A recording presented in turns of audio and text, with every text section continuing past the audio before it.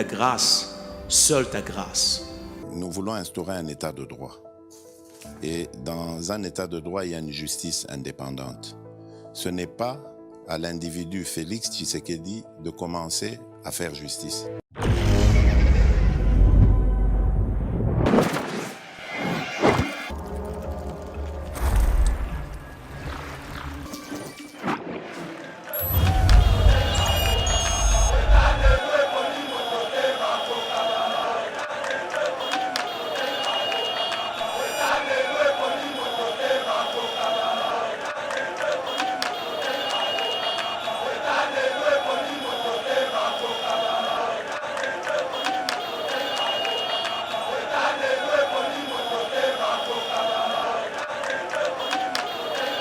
Katumbi aye awa na mois de mai.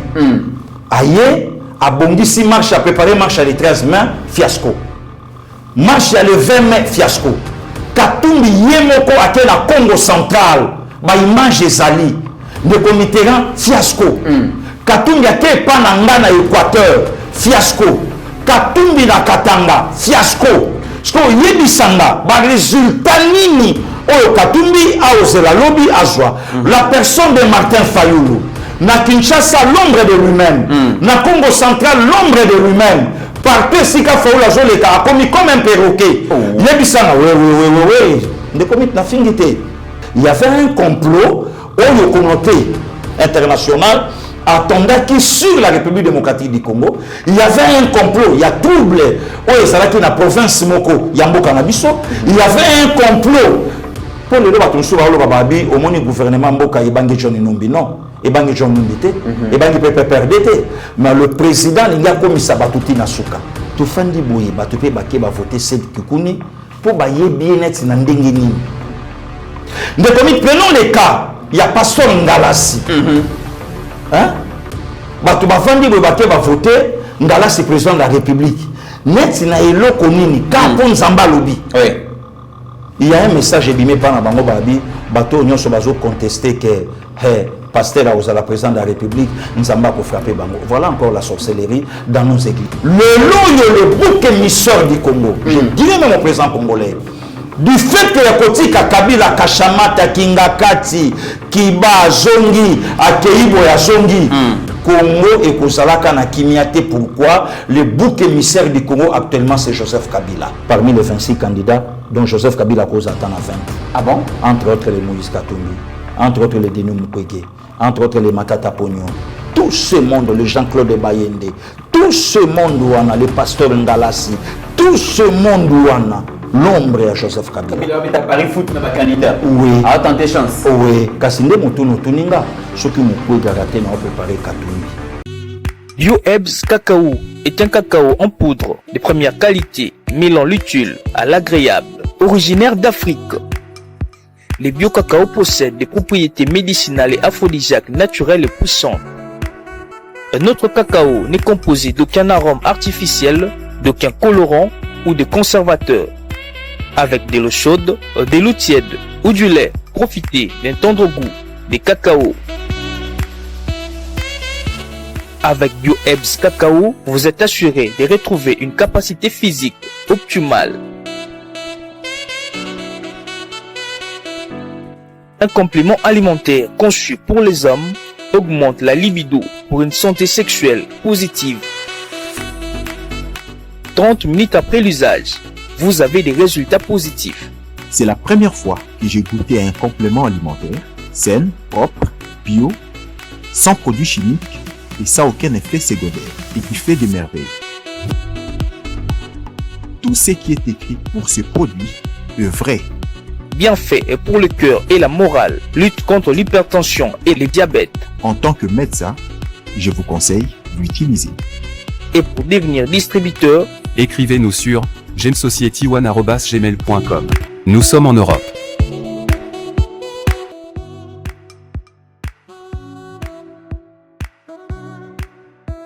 Nous sommes aux États-Unis et au Canada.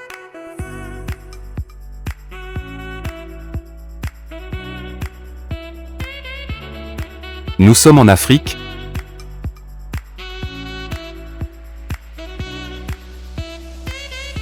Nous sommes à l'est de la RDC et à Kinshasa.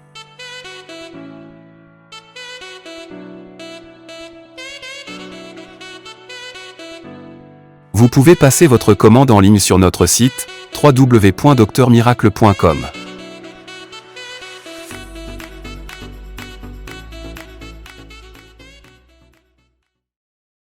Mesdames et messieurs, bienvenue sur Yeba TV. Merci de nous avoir choisis pour vous informer. Naïbe que ça fait 2-3 jours, bon, depuis le week-end passé, tout s'est retrouvé pour na Kobeta Masolo ma Tali République démocratique du Congo pour des raisons d'ordre technique.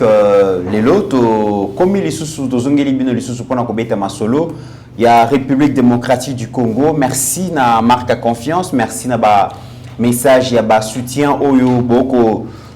Comme la biso pourquoi 2, 3, 4 jours to kolekate toza kobonga malembe boyebi que to kotina moi oyo et ko fungola bongo porte pour la campagne électorale. Alors du point de vue technique, il faut que Yeba TV est donc à pointe, donc il y a quelques travaux et ko salema à niveau technique pour que le moment venu dans rupture et mission et salemate toza la bongo à même vraiment et à ko répondre. On a ces grands enjeux, il y a élection, vraiment, nous allons pour qu'un niveau technique, campagne électorale, vraiment, Bozanga ne serait-ce que enjourter information. Alors aujourd'hui, nous allons commencer par l'arrivée.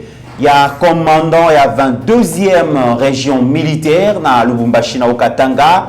Le général Edi Kapende est arrivé, ses premiers mots, ils allaient nini. Et lui-même, il donne la raison de son arrivée, la raison, il y a nomination sur place, mesdames et messieurs, beaucoup découvrir à mon Akatia émission Oyo. Au deuxième sujet, nous allons revenir encore sur les sommets à 3 bassins et Païwa. Puis le président Félix a dénoncé Kibongo hypocrisie africaine et l'activisme de l'armée rwandaise Bongo na parc ya Virunga. Activisme on a éco dérangé Bongo biodiversité donc ils allaient Bongo protéger Bongo humanité contre la pollution atmosphérique. Il a discours parce que jusqu'à aujourd'hui, d'ailleurs, discours est qu'on mettre tout le monde d'accord, ils sont en opposition, ils sont en majorité, tout le monde salue la teneur de ces discours, tout le monde est d'accord pour un discours magistral, a copié, en tout cas, il a dit des choses qui africains partager parce que c'est très important. Ce sont des choses qui ne se disent pas souvent et à du courage à Kolobelango. On en parle dans cette émission. Mais aussi, nous allons revenir sur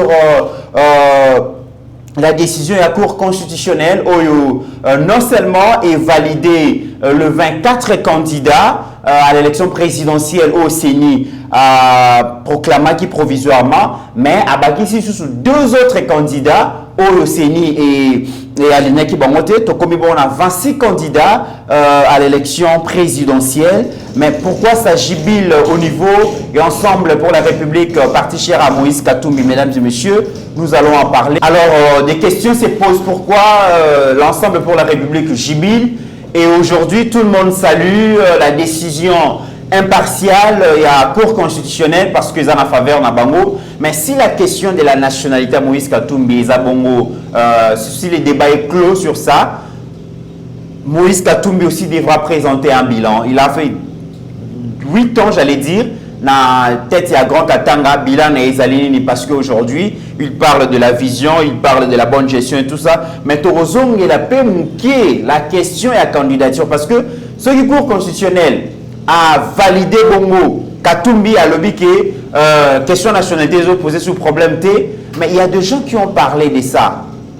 À venir, il y a loi des pères et des mères Ezanini, mesdames et messieurs, Toko Mekakobeta Masolo Nango, les lotoko ceux qui savent l'émission Oyo, Namakambuma koleka l'église des réveils. Si la gouvernance politique, si la gouvernance sociétale, il y a Mboka Nabiso et éco-pathogé, tokoki pe kotala na ngambu ya basali na nzambe comment gérer ka organisation na bango gérer ka structure na bango tozwa mwa makanise parce que bango baza censé être modèle et gestion pour na mboka mais makambo makoleka na RSC kuna mesdames et messieurs en tout cas parce que tu qui même que beaucoup la vidéo pasteur Kankeza a menacé même le président Mosso na malédiction ceux qui a se dédire ceux qui a s'excuser na makabu malekela qui bango na parler du peuple. Autant de questions, mesdames et messieurs, comprenez qu'on a raté beaucoup d'actualités, mais nous allons revenir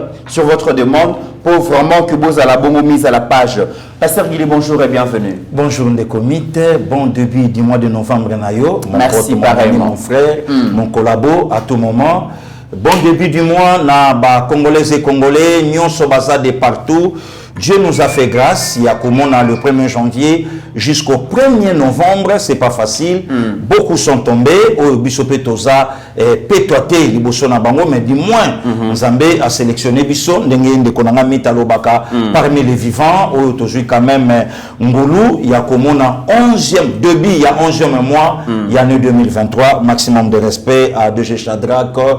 Ici présent, les grands génies, maestro et ses poulains, vraiment, Tozongi, respect aussi, na présent Chikito Mouchachino, Yamama Sylvie, Nzambe, à Batela, Ndeko Mitterrand, Batoyo, Tokoti na Sanzana Bango, Nzambe, à Batela Bango, na Ebike, demain déjà, les petits ados Taylor, na Londres, Azo, fêté anniversaire naïe, les petits frères des Rouilles, les cousins directs de Dorian, Darel, donc les Kabea, Monabatou, il y a Zangambongo Zanabato, José Kabea, il est là, les petits ados, les neveux directs, il y a oncle Naye Félix Dei Kabea, il y a donc Kabea, Monankasiye Wana. Donc, maestro, merci, un gars très beau, bel homme.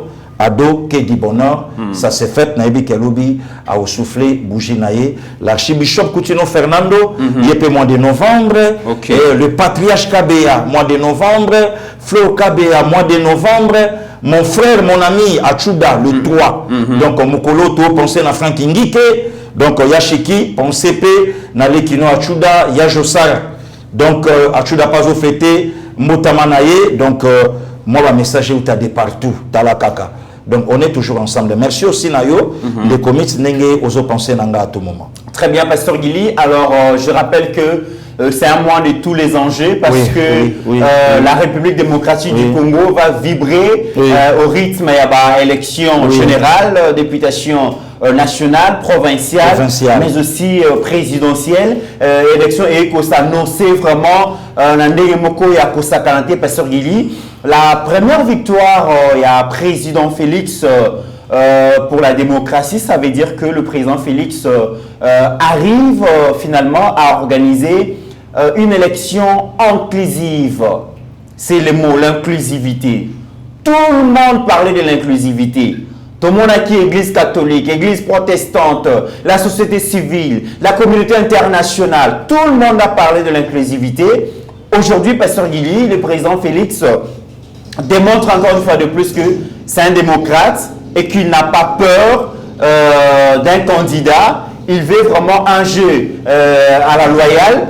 Il veut que tout le monde participe. Il veut que le peuple congolais y ait pour la mouto à l'ingui. Et c'est quelque chose mais c'est historique quand on voit Pasteur Guilly, l'élection s'est succédé dans la République démocratique du Congo.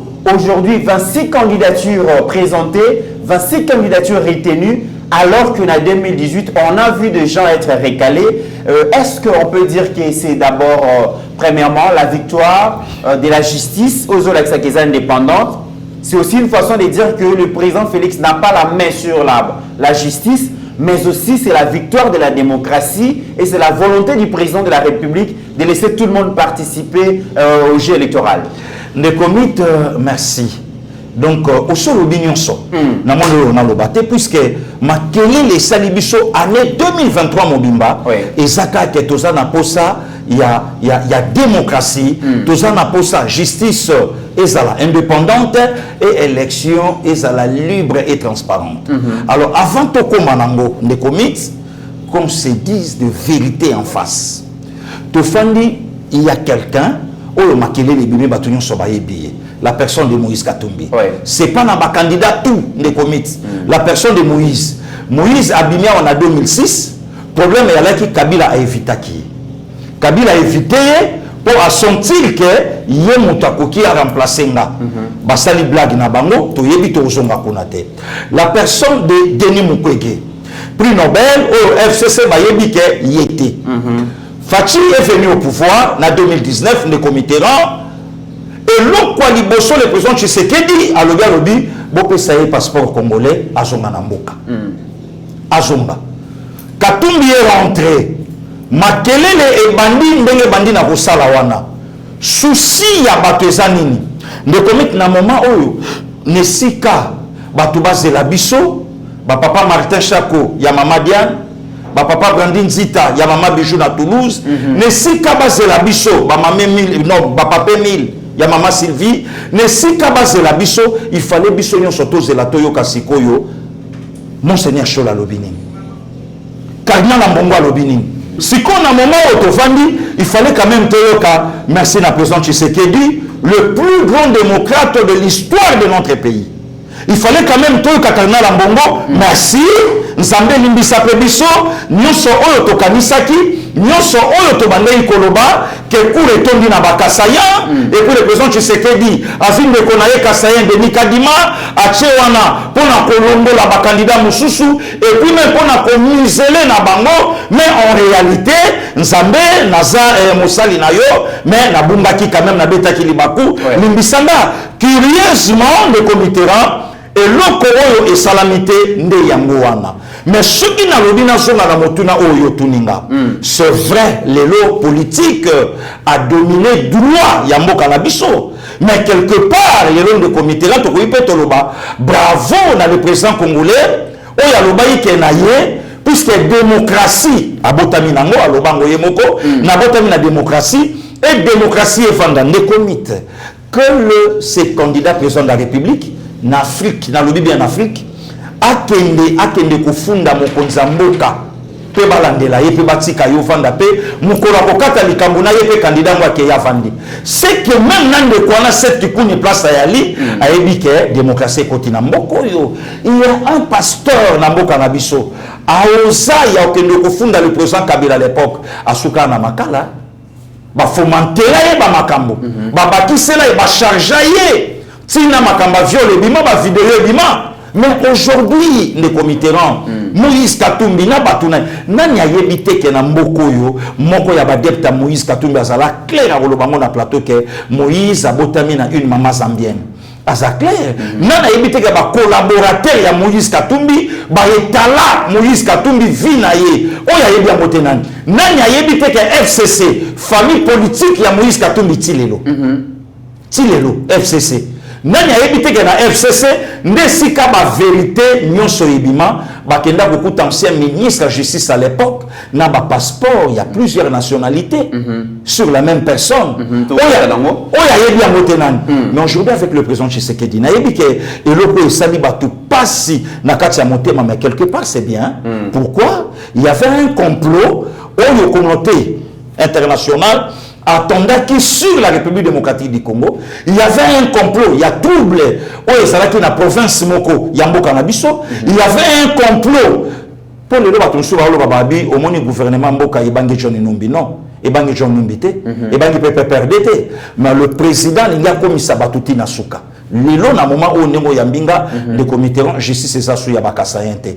Lelo na moment où Nemo Yambinga, réellement, état de droit existe. Namboka na biso Congo. Mais lobby plein de comités là, ton di mapé ba résultat. Lobby ton di mango. Parce que gili ndima ba résultat o ko ma lobby pour les leus na batu ba fêter. Et en a battu quoi? Savourer champagne. Oui, champagne, savourer. C'est un gain de cause pour les régimes donc Tshisekedi parce que tout le monde parle de l'inclusivité, bravo à lui. Mais dans l'opinion, Pasteur Guili, ça ne passe pas. Décision à cour constitutionnelle et ça accompagne beaucoup de regrets n'a pas rien congolais parce que les débats sur la question de nationalité à Katumbi et dérangé Kimingi et d'ailleurs Pasteur Guy na kolinga tozonge la muké moi Sima, c'est vrai que Alexis Tambwe Mwamba il a à salir rétro-pédalage. Mais tous, on a nos discours il y a 2017, oui. Tant Avant les élections, 30 décembre 2018, tous les vidéos, on a toko sangisa yango parce qu'il y a eu des témoins, Pasteur Guili. L'actuel patron, oui. Il y a intérieur à lobby, bango bakendaka. Azalaka yemogote na tango bakeye mona Alexis Mwamba sur la question nationalité Moïse Katumbi atteigne même le prélat catholique dans l'archevêque de Kinshasa, les cardinals Ambongo étaient là, Nemi Moulania était là. Tout à l'heure, 2 vidéos. C'est vrai que la Cour constitutionnelle a tranché, voilà. Mais il faudra quand même parler de cette question parce que ça continue à défrayer la chronique. Tout à l'heure, 2 vidéos. Et s'agissant de la nationalité de M. Katumbi, j'ai dit aussi bien à Genève qu'à Paris que l'obstacle rédhibitoire que M. Katumbi pourrait avoir pour la présidentielle, ce n'est peut-être pas ces problèmes judiciaires actuels. Pas ces problèmes judiciaires, comme je vous ai dit, le magistrat du parquet peut décider de classer le dossier pour lequel il est toujours interrogé, tout comme le juge d'appel, puisqu'il a fait appel dans le dossier de sa condamnation, le juge d'appel pourrait prendre une décision contraire. Si le juge d'appel dit qu'il est innocent et que le ministère public ne va pas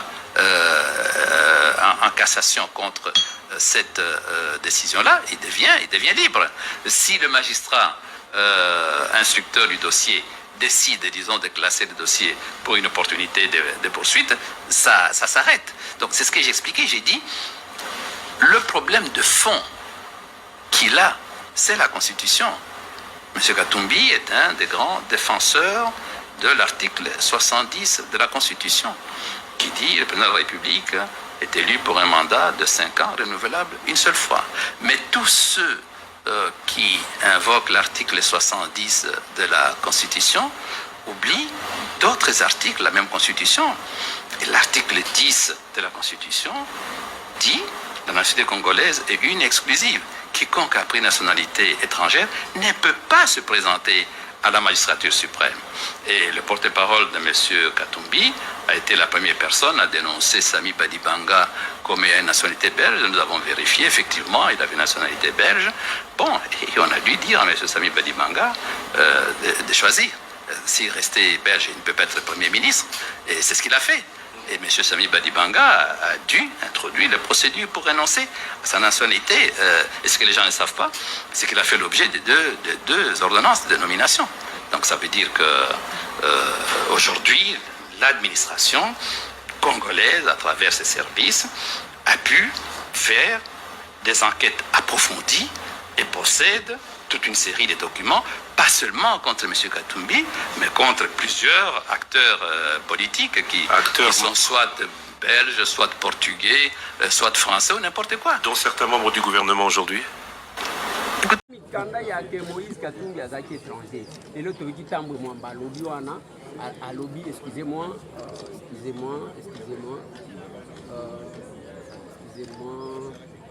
Voilà.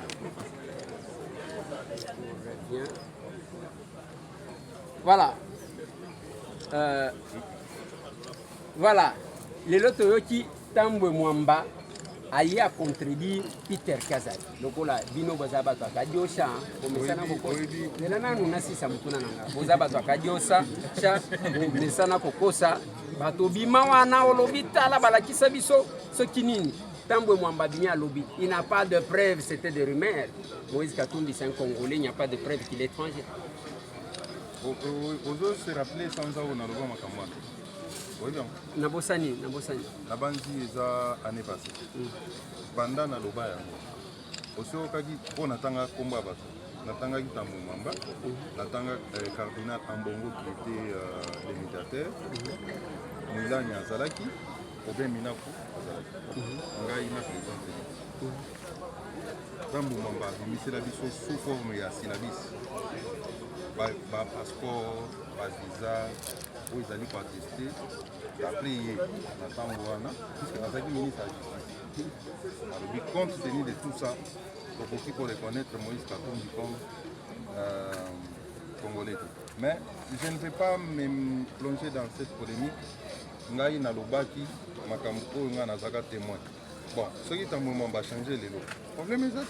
Et puis ngai naza contre nationalité à Katumbi te nalobaki yango. Likambo na miliki oyo eza devant justice. Ce qui justice est lobby kaza congolais. Ngai na obeta bon. Ce qui a lobby aza congolais te. Moi je vais m'incliner puisque les alliés décision judiciaire. Voilà. Mon opinion ne peut pas remplacer l'opinion de la justice. Moi j'avais donné mon opinion selon makambo nga na ebaki, nga na vivaki, bandi kwa FCC par la voix de Tambo Mwamba, batalisaki biso ba passeport biloko ebele. Je cite le nom d'un homme de Dieu, le cardinal Ambongo, c'était devant lui. Ce qui n'a pas aussi, cardinal Péaya le bagay. Na ba candidat président nyoso, candidat ni nazo bangisa bi. Bon, il y a moi makasi zana. Oui, il y a makambo na zana. Mutu mo wote nyonso bazaki na école na biso. Bamusu bazaki na école, mais ntango biso totanga classe bango bazaki kosala école buissonnière. Mateya mosusu papa apesaki biso bango bayebi yango. C'est ça la différence. Atako bazaki kose réclamer batisekedi. Il y en a oyo tobandaki na bango première, deuxième, troisième bakima na ba.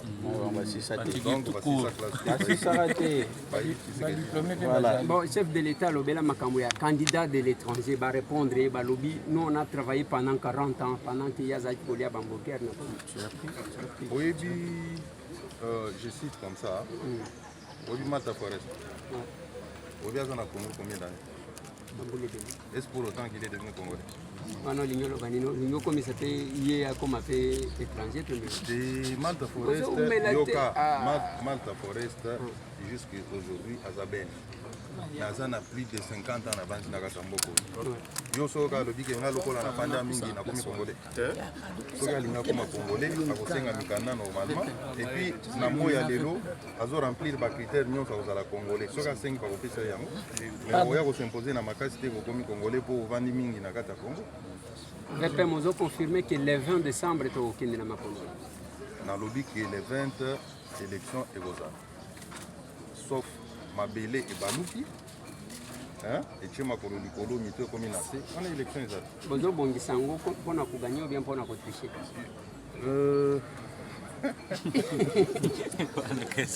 Pour gagner au la main. Voilà. Comment yo au même dans la polémique.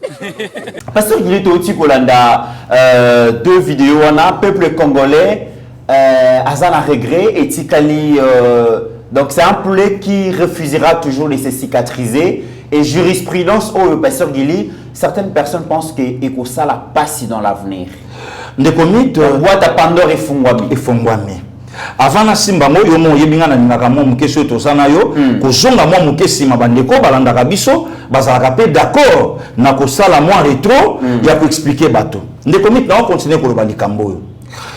To vandi awa information ebimi que assassiné Mosé. D'ailleurs, le 16 janvier, on a rappelle-toi bien mon frère, papa Sarabiso vraie version T. Baye ça papa Dominique Sakomi par son âme, document le 18 janvier, quand le président de la République Laurent Désiré Kabila vient de rendre l'âme aujourd'hui, 18 janvier 2001 à 10h du matin.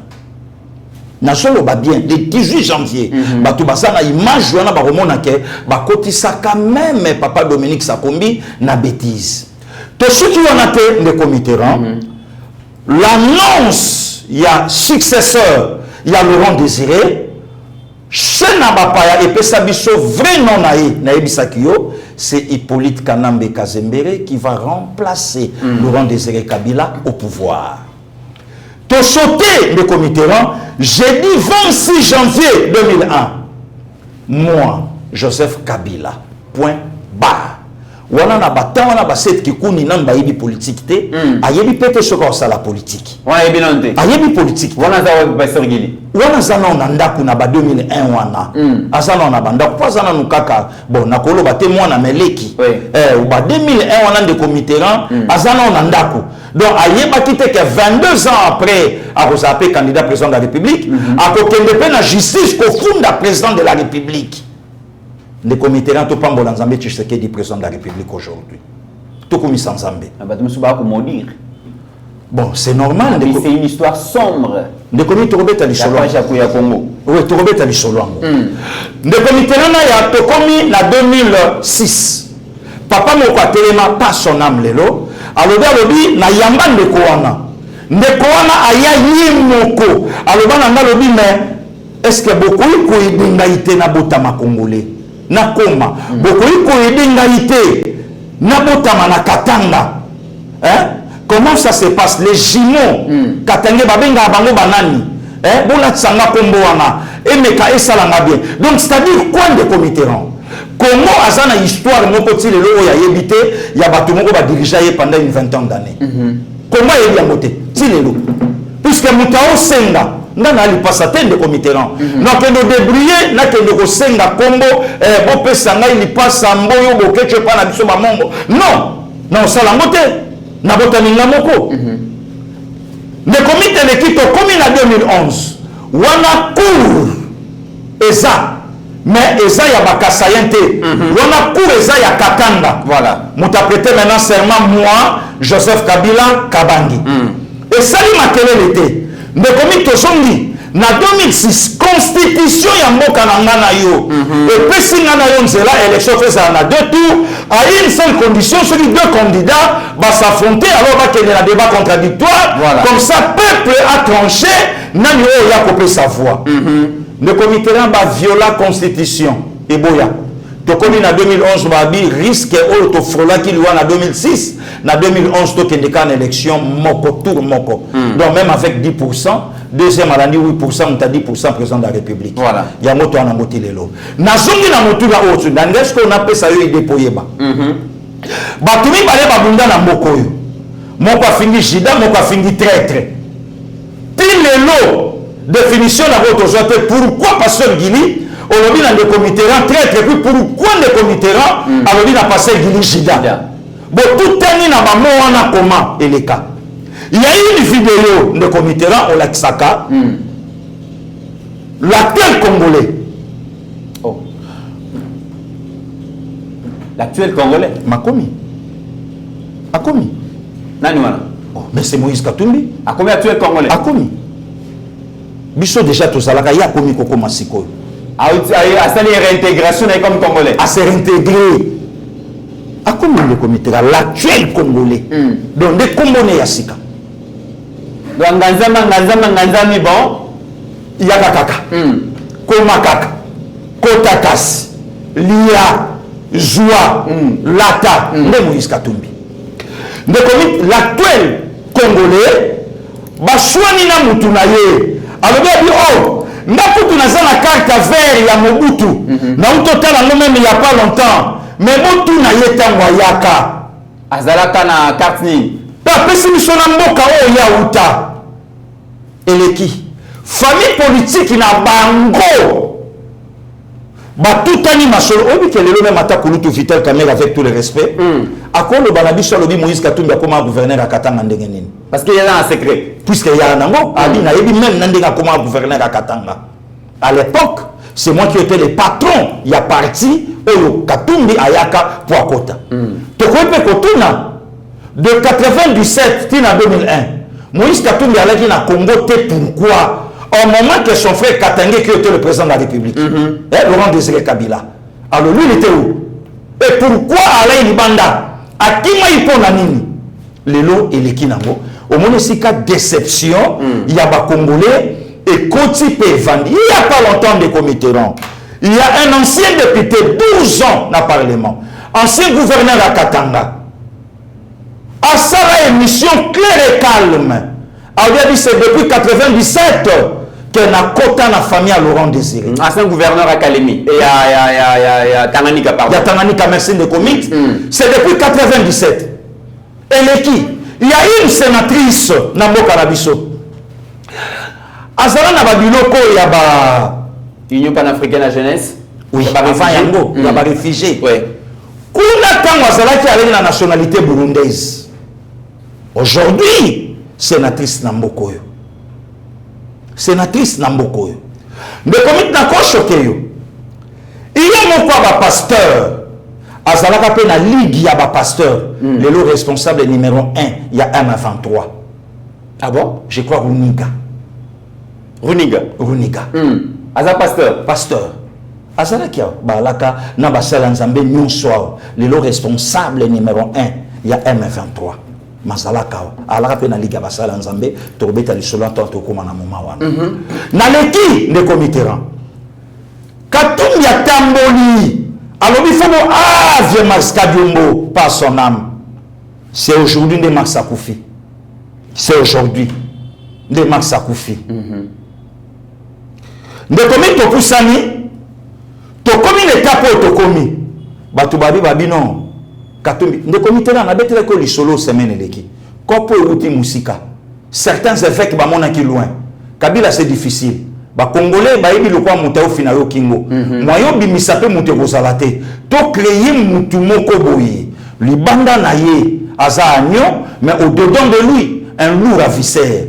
Biso to salele marketing yende mutakoza la dauphin na yo mais na forme mususu azala désigné tendenge shadari azala kana kingakati. Pasteur Gili batata mpelo bako kota mamba stratégie politique bongo auteur ya raconte Katangaise et Katangaise na kuna nani réconciliation katangaise. Voilà réconciliation katangaise. Maintenant ba auteur ba la kinani Monseigneur Fulgence Muteba. Kasi so batumi bale ba ko yo kanate ya sali médiation mabeza we parce que kasi copie ya mona yango moni na veille même ya cour pour promulguer il y a certains effets basali ba réaction. Le problème n'est pas congolais, le problème c'est Katumbi ou rien pour nous. Donc il faut Katumbi à cotager. Donc il faut tout ça là par tous les moyens. Na sans soin c'est cas déception ba congolais place Fandi. Mais elo comme tout les animes, l'autre chanisa biso na moto. Za mutu. Oui. Ata za ba comité mais na monter na conscience. Si le comité un problème les animes. Le coup la cour a validé. Oui. Katumbi candidat président de la République. Maintenant na koyebi ça ba service. Même na sommet à l'état. OK. Maintenant c'est quoi Simbi. Et le coup bango ba lukaki tokota. Maintenant tous les coups sont permis. Nous connaissons bien l'adversaire et son système de jeu. Très bien. Tout peut arriver. Tout peut arriver. Mais Pasteur Gili, n'a que candidature à Moïse Katumbi déjà et Kolobama depuis Kala parce que le bar a toujours que le président Félix est arrivé au pouvoir le mois qui avait suivi déjà les politiciens commençaient à parler déjà après Félix. Ça veut dire qu'au lieu que le Kuba va masolo à gouvernement. Même le prêtre déjà les prochaines élections. Même le prêtre est intéressé. Voilà. Mais depuis tout ce temps, Pasteur Gili, Katumbi a été attaqué beaucoup plus sur la question de sa nationalité. Maintenant que le cours constitutionnel est balayé déjà cette question, pourquoi attaquer les sous dans Kamouni, Pasteur Gili? Le problème de Katumbi n'est pas décembre 2023. Non. Il est très malin des comités. Katumbi a en 2028. Ah, en 2028? Je vous dis. Oh, Pasteur Gili, il a battre le président Félix en 2023. Non. En 2023, Alinga Chaka Amoelengi, qui est dans Salaka. Le problème de Katumbi n'est pas décembre 2023. Le problème de Katumbi, c'est décembre 2028. Ah bon? Oui. Décembre 2028. Décembre 2028, il faut jouer dans le dauphin ou le président Tshisekedi a opesa. Ce qui dauphin ou le président Tshisekedi a kobimisa. A kondima matin na union sacrée, tu risques tout mon scénario, il y a FCC na élection, il y a président Tshisekedi na décembre 2018. Voilà l'histoire du comité là. Donc Katumbi a limité bon mon a kenazala. Pour ma quelle l'union se koya na deuxième quinquennat, il y a président Tshisekedi, moyen ko simba yezali souté, pourquoi puisque assis à côté. Cette histoire de comité et qu'on risque payer biso trop cher, même il est là lobinga na yotosate. Nos enfants ba ko Sibir yango. Qui ne sait quoi côté nandako. Oh, Pasteur Gili. Il faut matela ebima. Qui ne sait quoi côté nandako. Il faut ba salon ba kiti ebima. Mais ça c'est fort, Pasteur Gili. Nazo ebisayo. Ah bon? Nazo ebisayo de comité. Il faut ba salon ba kiti ebima. Il faut matela o ya matiti ebima. Toko préféré ndako tolala na se mais toluka kaka kinse kwa moko wana. Au moment de tolo ba boisili, c'est pas pour yo moni ba ameli ba champagne. C'est pas pour yo moni ba to ba sepeli. Donc problème na biso ya laki to le kaka kandelo oyo to yebi o to sala. Ndekomit vérité des urnes il y a 2019 et aux amuke. O to vivre na décembre et aux alikolo. Pour na nini kinse kwa sa côté na ndako. Le vrai problème est anime. Katumbi alingi a se figurer azala. Il a l'argent. Azumboka azumbongo na ye na mboka oyo. Ana makoki akosomba même batuti. Il y a des documentaires oh les lezoleka oh batuna ye bale batoni muyambo baloba moyen to l'examen na YouTube et ça te pona ba donner ka ndenge zalaka. Si vous êtes d'accord, on a été batuna ye ba oloba même attention juste beninga na ko brandir yango. Ya na nga ya ngongo atindelinga. Hani mo yoka te. À l'époque gouverneur, il donnait même des ordres à la justice. Bo sala boy, bo sala ngote, bo sala boy ononanga. Vous êtes d'accord, on a été même élimination physique. Et là, il y a bien monté. Et demain, après demain, Katumbi président Congo, l'avenir à Pasteur Guili, l'avenir à Mitterrand Naya, l'avenir à tous ces jeunes hommes, au Babunde Limboka Nabango, en âme et conscience. Kabila a été courageux parce que Kabila a recalé la candidature à Katumbi. Pour y Katumbi, il peut fabriquer des monstres. Oui. Mais les gens disent que est-ce que au nom de la démocratie, cour et bomi à venir et à mbokate, cour et fungoli boîte pendant moko peut-être et coûter sous cher dans la République de Pasteur Guili. Des comités oui, des comités non. Pourquoi oui? Puisque et loko on est laissé fongwami et Chebiso n'a pas donné moko impossible. C'est pas pour rien au monde va mairie ba champagne. Comment droit nanga na ko melela ngo champagne? Comment droit nanga de comité normal? De l'opposant normal isa yanga. Je suis Guili Josué Bokwala. Batu ba beninga ka ba bité eloko no yango. Comment na ko sepela nango loko eloko moko boye na mérita kité bon na surtout qui na ju yango il fallait ce qu'on a panzambongo. Il fallait na salaboy. C'est que yala yanga te. Mais loko les simbi, loko les koti. Sur le plan politique, politique a joué sur le droit, où il a s'imposé sur lui, pour tout comme ce qu'on a donné au Tokomi. Sur quant à chef de l'État, sur le plan politique encore, Mokonzamboka a réussi à démonter les complots occidentaux. Très bien. Donc, Lilo, Tokomi, en conclusion de Comitérant, il y a Motuna Nayo, parce que il y a l'Inga Lobake, Champagne peut et Melama. Mais ils ont posé problème. Lobby 6 candidats, qui commencent à des déclarations, notamment Katumbi, Fayulu, qui connaît les autres lobby. Baza vraiment la confiance à Sénité. Il y a beaucoup de questions d'ordre électoral. Oh non, nous avons résoluté. C'est comme si Séni a orchestré la tricherie en faveur de la président sortant. Et Tolandi Bongo, porte-parole à gouvernement, Patrick Mouyaya, a le dit que c'est comme si l'opposition s'est préparée beaucoup plus pour contester le résultat de l'élection qu'il y a beaucoup convaincre Bongo électorat. De comités, parlons-en. Katumbi awa na mois de mai. Aye, a bondi si marche à préparer marche à les 13 mai, fiasco. Marche le 20 mai, fiasco. Katumbi yemoko ake na Congo central, ba image ezali. De Mitterrand, fiasco. Katumbi ake pa na nga na Équateur, fiasco. Katumbi na Katanga, fiasco. Sko yebisanga, ba résultat nini oyo Katumbi a osé la lobby azwa. La personne de Martin Fayulu. Na Kinshasa, l'ombre de lui-même. Na Congo central, l'ombre de lui-même. Partout Sika Faoula Zoleka a commis comme un perroquet. Yebisanga, oui. De commis na fingité. Yebisanga, ba résultat ni Fayulu a osé la lobby seni ba pesaye pour nanani. Prenons le cas, il y a Seth Kikuni. Mon jeune frère, tu fandi boye, ba tu peux ba voter Seth Kikuni pour ba yebi net na ndenge nini. De commis, prenons le cas, il y a Pasteur Ngalasi. Hein?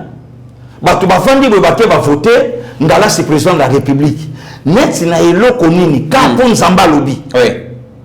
Il y a un message ebimé par na bango babi bato nyonso bazo contester que pasteur a la président de la République nzamba ko frapper bango. Voilà encore la sorcellerie dans nos églises. Talesika ba pasteur bazo zo biso bandimi en otage.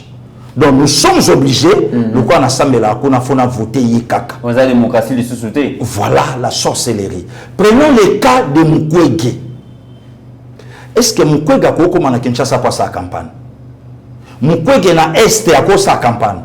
Mukwege na Bas Congo à cause sa campagne. La personne de Katumbi, bako voter na Kasai, bako voter na Est, bako voter na Congo central. La personne de Jean-Claude Bayende est à Feluko. Yé mokono en Équateur et pas na yé bande konanga Équateur ba Holandanga. Est-ce que bakukima ko voter Bayende comme président de la République? Donc je donne raison à l'excellence Patrick Mouyaya que bazo préparer contestation, bazo préparer makelele. Or aujourd'hui, moi et yana mutumoko a tout na commentaire abi bongo Tshisekedi. Oh, mende commit. La personne de Tshisekedi. Bisoto voté Tshisekedi pour Nabilantin. Bisoto voté Tshisekedi puisque c'est notre frère, c'est notre sang. Makila na biso. Ndekomit na oto bisa ndekomongo avant to matano na plateau. Il y a des choses au Salami na Congo depuis 1885 ndekomitera, depuis Congo Zala Congo na conférence à Berlin. Et Zalate et continue à Congo kako Tshisekedi président de la République. C'est le connu pasteur Gili wana ke musika pasteur Gili. Gratuité de la maternité. Alinga la balbole bani. Kobota ofele.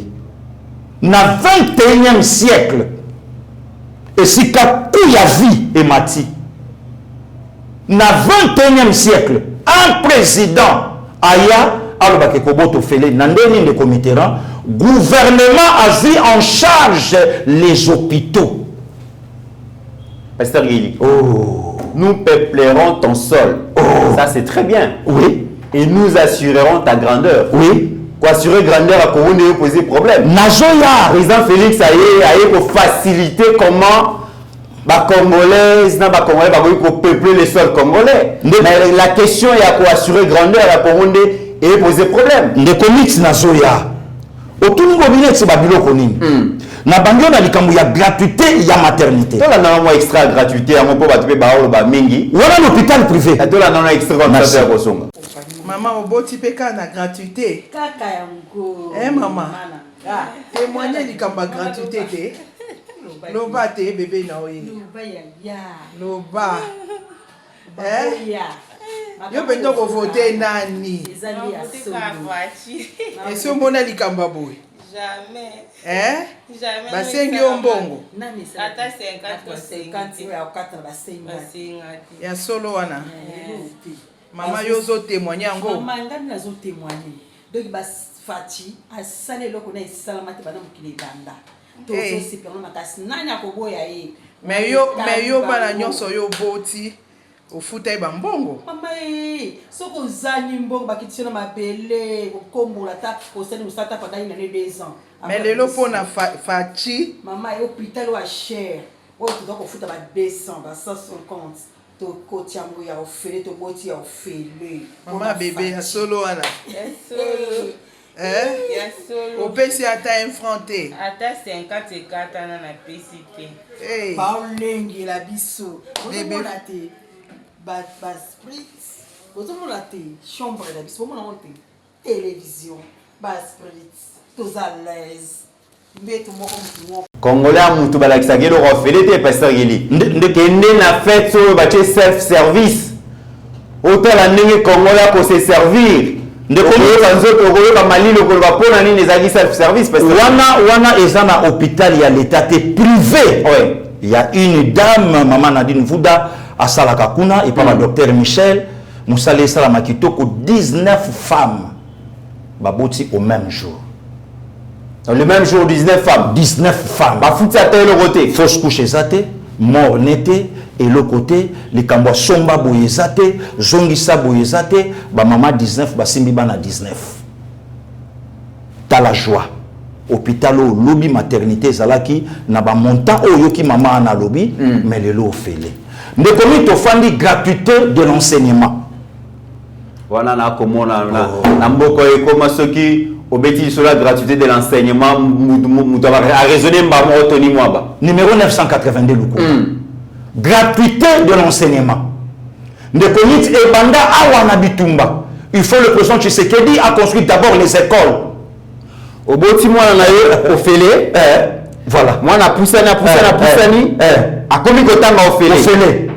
OK, que ce qui on attend de comité là il y avait des écoles na mboka oyo ezalaki nzete na mwa matiti ya kokauka likolo bana batangaka wana pour quel avenir lobi avenir bakolona dis-moi quel avenir mais président Tshisekedi aye et si quand il ba école à matiti ezalaki ba construire ba école ya brique na ba tôle galvanisé tableau ya kitoko bana babandi kotanga et surtout wana te lokola gratuité ebundi pendant premier mandat ya président Tshisekedi oyo FCC awelelaki alobi alobi eza œuvre ya Joseph Kabila Tshisekedi alobi ok lokola eza œuvre ya Joseph Kabila or Bible lobi l'œuvre est commencée faut l'achever lokola Kabila mutabandaki yango parce que ngana achever yango bien achever on a nini de Mitterrand cantine scolaire na l'école et décision cantine scolaire bandaki na photo na ba mona pasteur Guili photo mission deux instructions du chef à son numéro 8 qui 982 Tony Mwambakazadi voilà mon konza ko pesa instruction ah on saye alobi ane zoya pour homme de comité là malgré avec la gratuité mais moi na msako ok de classe kate pour na mogai matoi oyo libumweza anzala la ventre enfamé matoi oyo karaté la ventre enfamé donc moi na msako ok de classe te ka pour na mokate mais gratuité zali siko na gratuité na damage na école parce que il waneza ko exagérer pété boy parce oh ko exagérer nani au moment que le comité là il y a l'un des candidats parmi les 26 Alia Bissombon a mis l'école. Moko ba candidat. Oh, faut qu'on m'appelle mon Mboka na décembre non, na janvier 2024. Alia Bissombongo, il a mis l'école. Alia Yango. C'est détruire, c'est tuer même. C'est bombarder même l'éducation. Oh, Pasteur Guili. Bombarder. Des comités a mis l'école. Mbongo kilo, au lieu mis l'école de Gozo à combien? Dis-moi. Mis l'école, au bombardango, au liango, mais moutana binga fona comme président de la République. Nga fona comme Mokonza Congo. Na na vision ya Balumumba. Na vision ya Betsen Sekedi. Donc quand c'est scolaire pasteur Guili, ça veut dire que donc tenez-moi besoin d'instruction ya président de la République à lobby au-delà de la maternité au félé. Oui. Au-delà de la gratuité au félé. Oui. Bana pe bali au félé na pause. Oui. Ah, oh. Mais le comité non. Au moins image ya photo oyo ashida zo laksana la bimu koko. Na obanga toni mwa ba beta lisolo ya Yesu na muyibi na croix.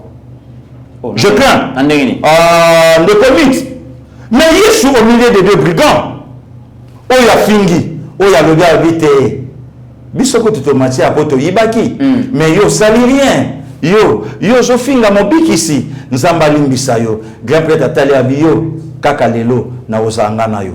Na obanga moto liboso akota na deuxième mandat ya président Tshisekedi. À part lui-même le président Tshisekedi. C'est numéro 982 maître Tony Mwambakazadi. Apparemment gratuité pasteur Guili, c'est tous les candidats et bon tout le colonne vertébrale qui soutient le chef de l'État ne manquera pas de mentionner la campagne à président de la République. Mais le comité là de effet débordant et gratuité. Ma famille a opposant va bénéficier de la gratuité de l'enseignement. Na ba famille ya ba opposant va bénéficier de la gratuité de l'enseignement. Donc on a la fondation à réussite du président de la République. Exactement. Mais pour la réussite ya matata pogno na université na ye ezaka ye na famille na ye na ba na ye. Ye kala na famille na ye na ba na ye. Fortune Katumbi ye kala na ba na ye. Je crois que champion Katumbi a kolongwa Zambie a ko masko ko sala ba faire awa. Puisque Tata na yende a comme Mokonza Mboka malheureusement zéro. Très bien. On se comprend le comité. Donc kaka pona yango na juka biloko wana mibale. Non, Tshisekedi azananu. Et le bina monde qu'on a besoin manixi yenda azananu. Donc tozano na posa na ye. Donc opposition babandaka déjà ko crier héros. Pourquoi? Il n'y a pas un candidat à faire face à candidat du peuple. Bon, c'est parce que la musique candidat commun. Le comité. Question entre Katumbi, Fayulu, la Moukoué, Guéna, la Rotique, la Mouninga, Pasteur Guilé. Le comité non. Ou soit, bon, j'ajoute aussi la Pasteur Ngala, c'est parce qu'il y a des recommandations divines. Non, non, la Mouninga, et Bunga pour un candidat comme opposition. Le comité, il y a il y a divinité. Dans l'obité, Pasteur Guili. Mais comment divinité on est appelé selon la recommandation il y a un dans le bani parce que de comité comme makamba divinité. Mais problème dans les arabes ceux qui a élité to retourne en Zambie wa ezaka Nzambe keleki likolo na seto azaka na Nzambe le mupanzi. De comité là ya Congo azaka na candidat moko oyo azobunda na bapaya. Donc oyo ayebi kaza congolais.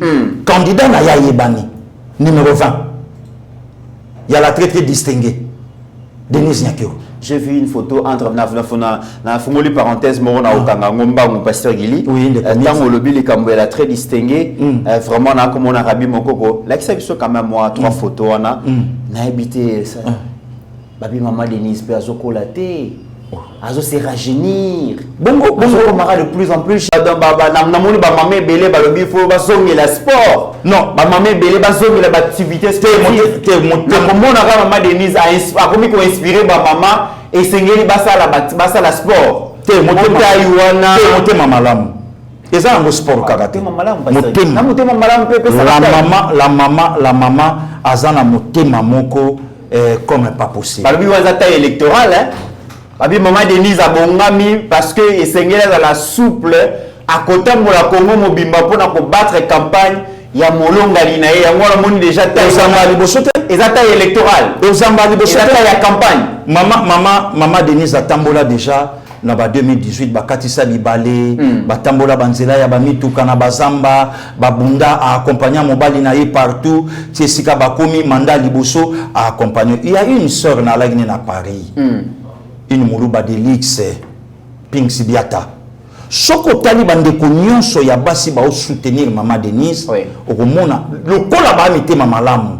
Lokola ndeko wana. Une muluba de l'X Pink Sibiata. Okomona une dame très propre, très belle. Ozomona ke même moté mané sava. Ba maman Lisette. Ba MC Okito. Ba maman nyonso wana ba Nadine Vuda. Okomona ba maman nyonso wana oyo balinga kala très très distingué. Baya Nadine Boboy. Donc yomo ko somi tout no lobi azalaka yaya to alaka leki nanga yaya mais motema. Donc de commit le vrai problème au de l'autre sanango ba congolais bazana faire na ba candidat ba paya mais bango moko ba congolais bazana candidat na bango. Candidat na bango Tshisekedi Chilombo, Félix Antoine, il y a la très très distinguée Denise Nyakero. Très bien. Donc pardon de commit. Pour la Yangote. Vous pensez réellement ba maman ba koyi ko voter un président oyo ba ko pesa nzela na Burundi aya ko ma première dame na mboko yo. On a komi ko diaboliser déjà ba candidat Moussousou Pasteur Guili.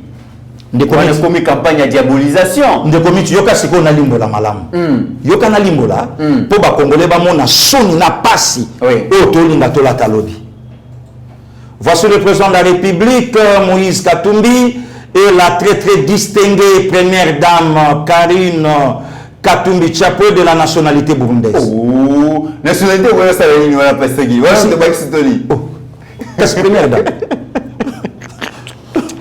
C'est pas possible. Mais le comité président Félix. Est-ce que la maman Denise de la nationalité congolaise? Mais le comité non.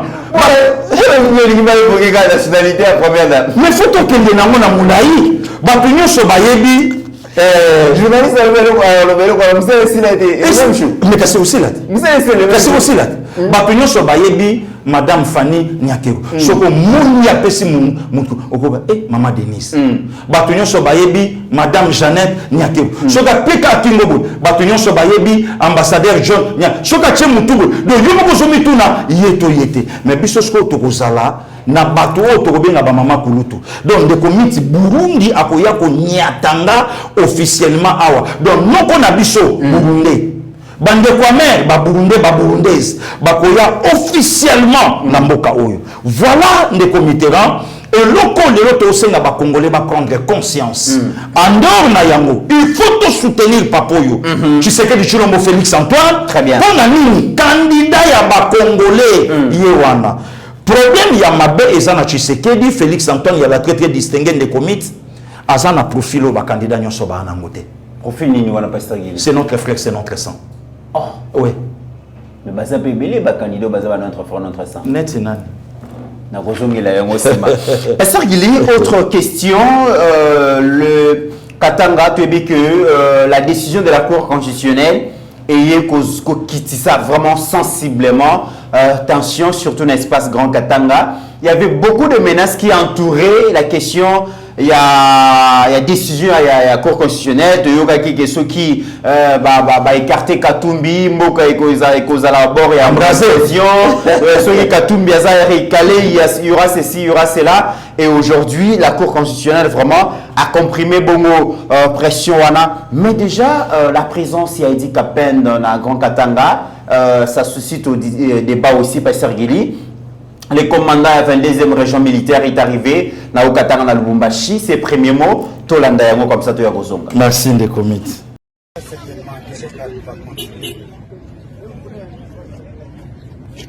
pense que le fait de voir avec un moral, ça me rassure d'être dans une réflexion contrôlée.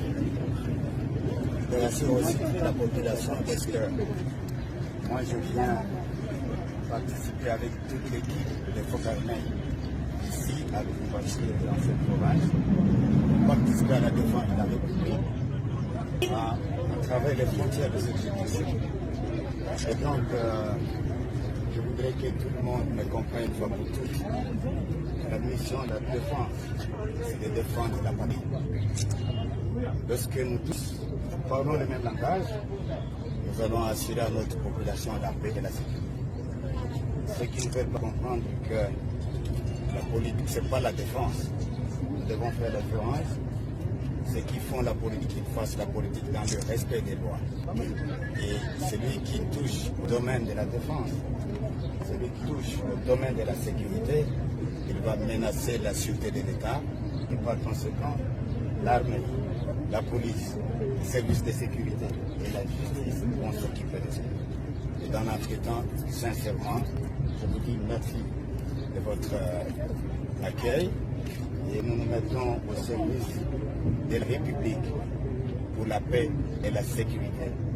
C'est une période d'élection. Chaque dans les médias, à gauche-droite, il y a des tensions.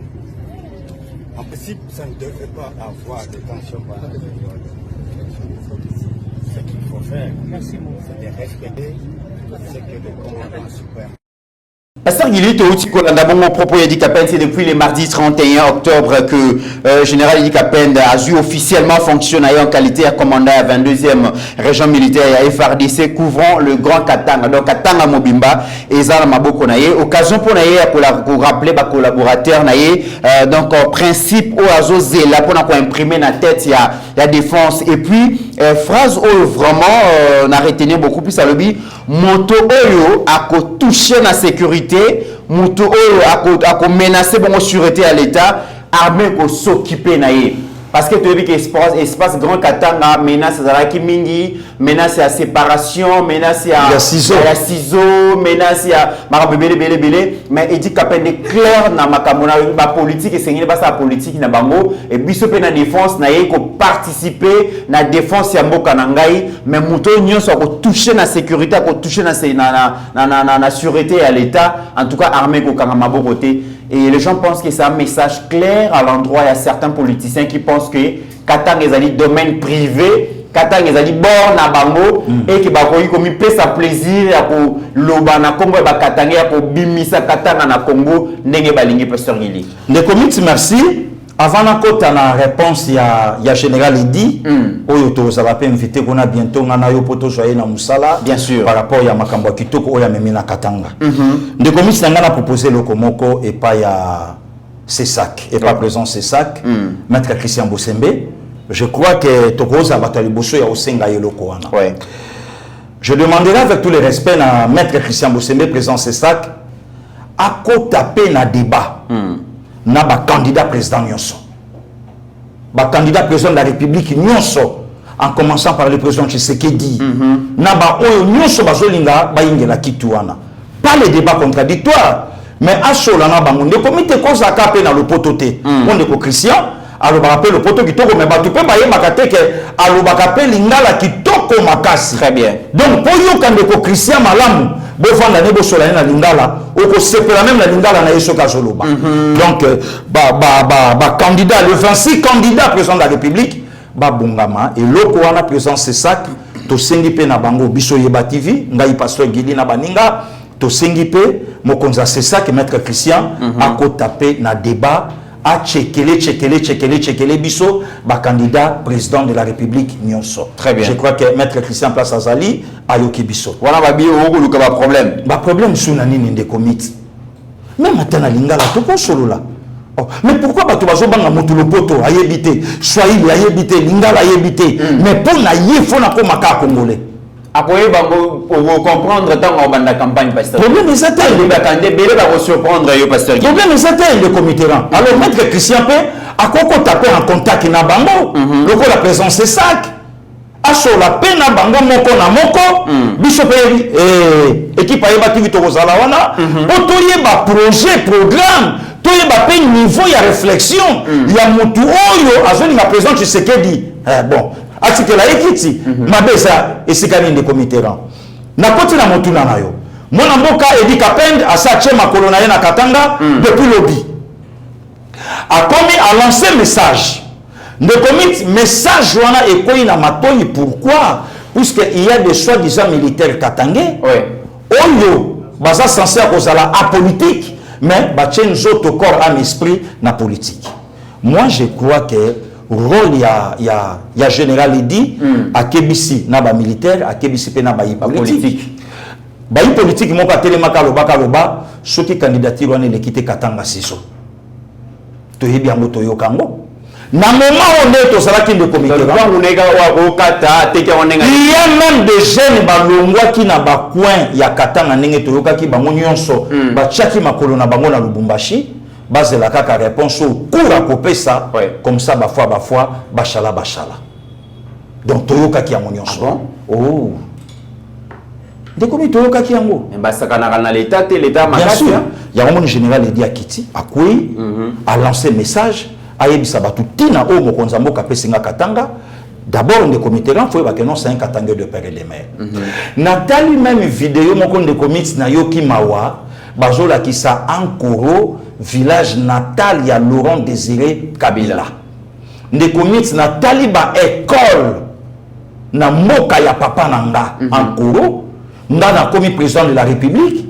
Il fallait le président Tshisekedi oya ye ko bebi samboka oyo salon John Numbi oya ye ko bebi samboka oyo salon le Katangé oyo bapesa Kabila mais kaka na Ankoro le président Tshisekedi atongi ba école ya brique na banani ba bâtisseur par le général, je crois, Wikombo Koya, na ba bâtisseur, ou ba komi ba sali musala, ne komi to ko digérer ango ndengeni. Moi je crois que le général Edi Akiti ana musala munene akosa na Katanga, ya ko zungisa l'ordre na Katanga, politicien atika na musala na ye, militaire atika na rôle na ye kasa politique, ba semer de troubles bande konabiso ya ba Jinafek. Et le général Edi ameka quoi sa sécurité na komi na Kenya, ne comité to yoka ngo to kenda na yo. Bien sûr. Respect et quota. Nakata commune na ba jeune Jinafek ba koma ko sala terreur tina journée. Commencer bande konabiso ba wewa, ko boto la batu ba téléphone, ko sala pagaille menace comme pas possible.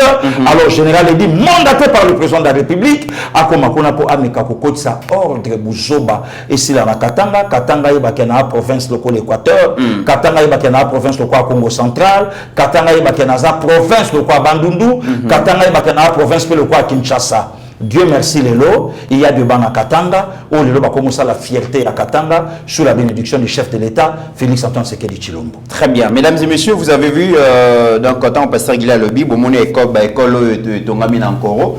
Yangwana Balaxibino. Moka Laurent Désiré. Voilà. Et on a vu bon on a bâtisseur, même des civiques. Et comme ça va bâtisseur, c'est ça aussi une vision d'un leader. C'est aussi les bilans du chef de l'État, transformer les jeunes congolais. Donc ça c'est très bien. Et les invités n'ont pas participé dans le processus de la refondation de la République démocratique du Congo. Pasteur Gili, il a sommé à 3 bassins, Pasteur Gili, un discours magistral. Le chef de l'État a saisi l'occasion devant un parterre des personnalités politiques, société civile, représentant ya ba ONG, représentant ya ba association et belé et le chef de l'État a prononcé discours moko ba historique. Donc un discours magistral. Voilà, un discours magistral. Voilà. Et rappelé Thomas Sankara, et rappelé Patrice Emery Lumumba, et rappelé Kwame Nkrumah, et a zongisi Maréchal Mobutu, même la tribune des Nations Unies, a placé Africain devant responsabilité. Tolobaka mingi ba occidentaux ba ko panza biso ba occidentaux ba ko boma biso mais makambo ko lekana est la République démocratique du Congo na parc ya Virunga place wapi ya une importante réserve ya biodiversité et ko bunda pona ko combattre changement climatique. Mais une décision qui a été prise non à Washington, à Bruxelles, à Paris, mais à Kigali par Paul Kagame, un frère, un Africain. Et puis beaucoup de banabiso qui ont supprimé la barrière, la frontière, vu makambo makoleka, naza tenté na construire mur pour protéger peuple nanga qui construire pont pour sangisa biso ba africain. Pasteur Guili, c'est un discours qui ne se dit pas souvent. Des comités, j'ai aimé. En fait, il y a un problème, et pas le président congolais, Félix-Antoine Tshisekedi Tshilombo, il est tellement naturel. Donc c'est un humain. Naturel. Et l'autre qu'on a l'ingaka, et pas président Tshisekedi, c'est un humain. Donc en fait, le sentiment naïe, à Bombakana Mbote, d'ailleurs, le locuto a beaucoup plus à l'aise à parler na motema naïe et le banango yemoko, au lieu qu'à parler par rapport, il y a discours préparé. Donc c'est un peu ça. Les comités na Kintele, c'est non loin, il y a Brazzaville, donc ils ont Moussikate, et le président a tué tout le monde d'accord. Na décortiqué le discours. Le chef de l'État congolais a lobby Toyokana entre nous les Africains.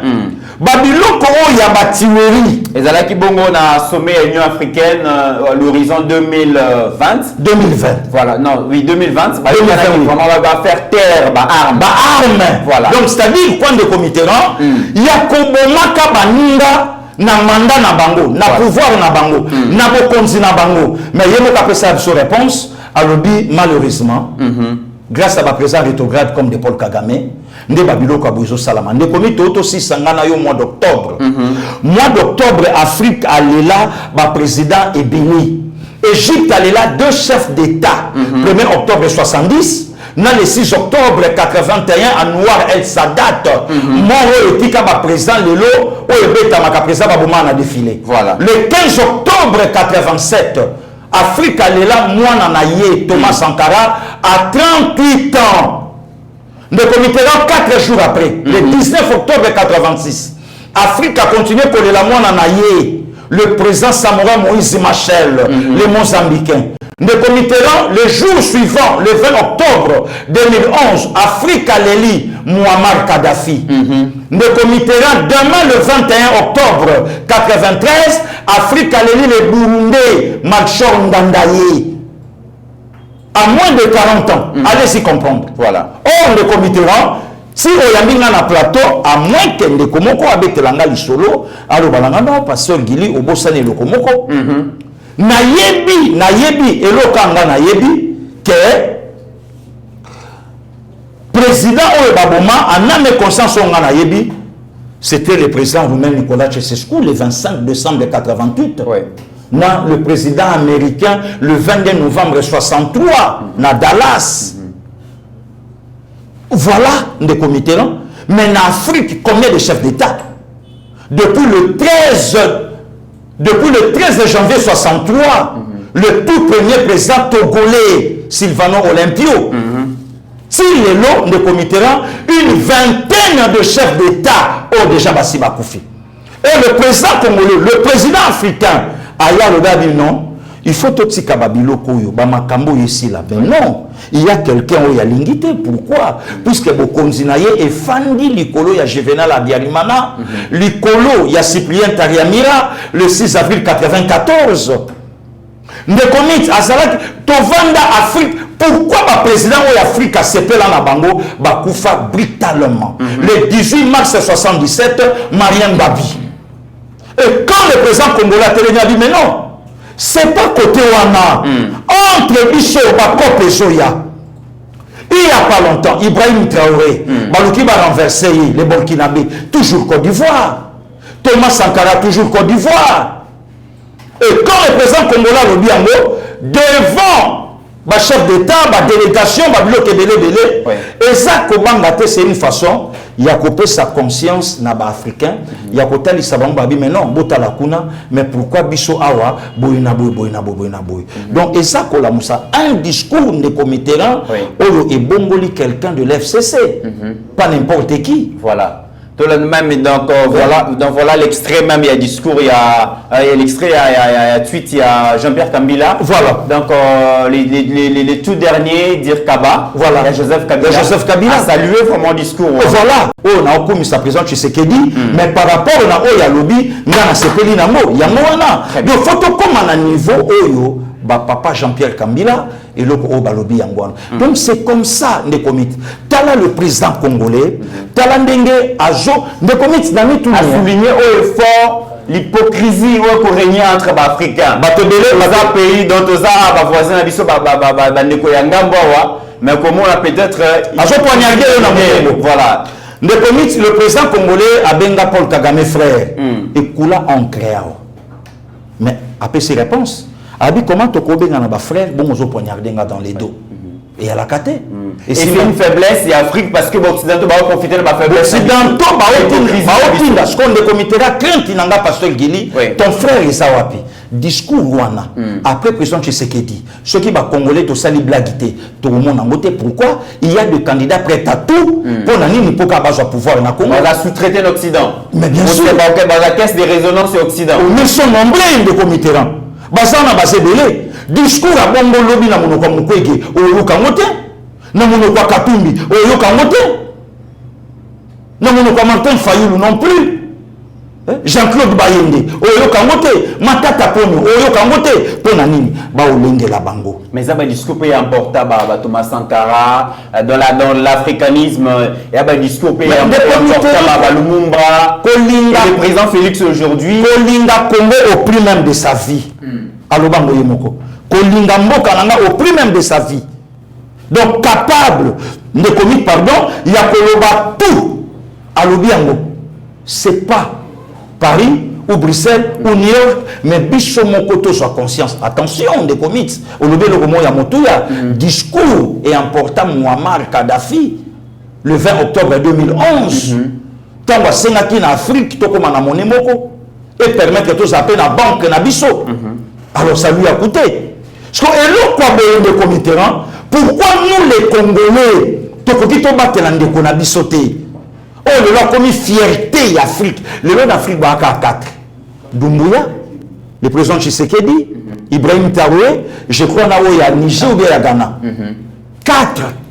Oh, le lot va autour de la moto, il y a pour faire face les lots occidentaux. Les réveils africains. Le réveil africain. Voilà les comités là. Oh, le lot, même dans le moment où il y a un plateau de comités, France a quand même regretté pourquoi a soutenu Rwanda pour copier RD Congo. Mais c'est une première personne. À cause, il y a clairvoyance, il y a le président congolais. Plusieurs années au pouvoir, Kagame était craint, surtout par l'administration de Kinshasa. Mais aujourd'hui, Paul Kagame, c'est comme si dans le mystère urbain caractérisé, va présenter que le roi Moutumo aussi Mbayete Azali mystique, il est capable de renverser les régimes à Kinshasa, il est capable d'ailleurs quand même qu'il imposait certains ministres dans le gouvernement congolais et tout ça, l'armée, la police, partout il était là. Mais aujourd'hui, il est l'équipe pour que Azala démasquer, Azala démystifier. Aujourd'hui, le président Félix Akola Kisavma que Kagame n'a plus d'ordre à donner à Kinshasa et Kagame a ressentir parce qu'à chaque fois que le président Félix prononce un discours, Arataka été. Avantage à Rosalana un président où il y a bimina urne par son peuple et puis choisi par Dieu. L'avantage yangwana. Ne comité mo bengi ono Kagame non Kagame tient même na président na Congo. Pas seulement le ministre. Kagame tient même na président na Congo. Quand Moussa Lingazo étant patriote, au début suite il ne comité, ça lui a coûté. Un jeune homme de la nationalité, Baché Plasouana, Yebisanga Abouchak, na Kagame ndenge. Parce que Joseph Kabila pendant plusieurs années, il a eu même du mal. Il y a autant comme agresseur et pourquoi puisque elle qui produit fait par Paul Kagame. Dans la tribune des Nations Unies, est-ce que Congo et Kagame a prononcé par le président congolais. Il y a un monument communautaire international à surtout qui a problème il y a Congo, c'est Paul Kagame. Donc même Mata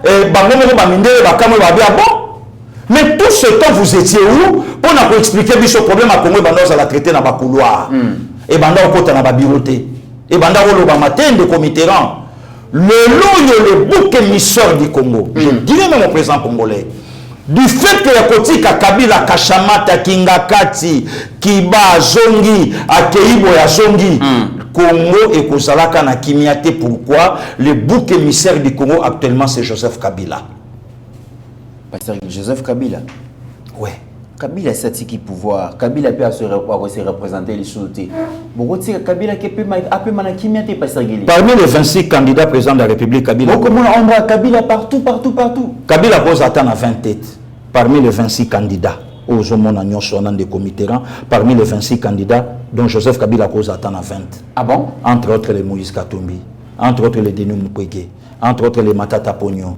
Tout ce monde, le Jean-Claude Bayende, tout ce monde où on a les pasteurs Ngalassi, tout ce monde où on a l'ombre à Joseph Kabila. Kabila à Paris foot n'a pas candidat. Oui. A tenté chance. Oui. Kasinde Mutuno Tuninga, ce que Mukwege a raté, n'a pas préparé Katumbi.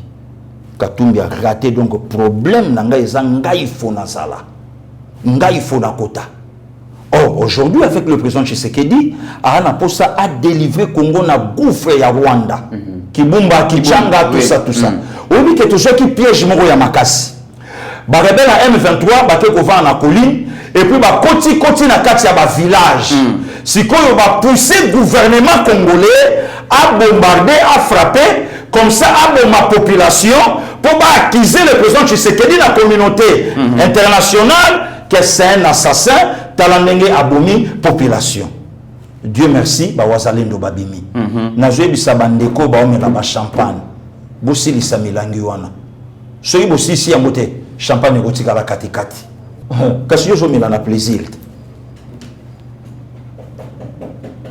Ndeko metika na bomba ba plan, lobi pe mission ya li tozo kene opusana. Ba plan ya li ba ya ko pamuka. Pasteur il to komi na suka. Ba ya ko pamuka ndeko mitterrand. To komi na suka. Ceux qui gestion ya mboka eyoko kende mbilinga ceux qui batteur politique ba koyoka na mingité to ko kipe ko se référer bongo na gestion ya basali na nzambe.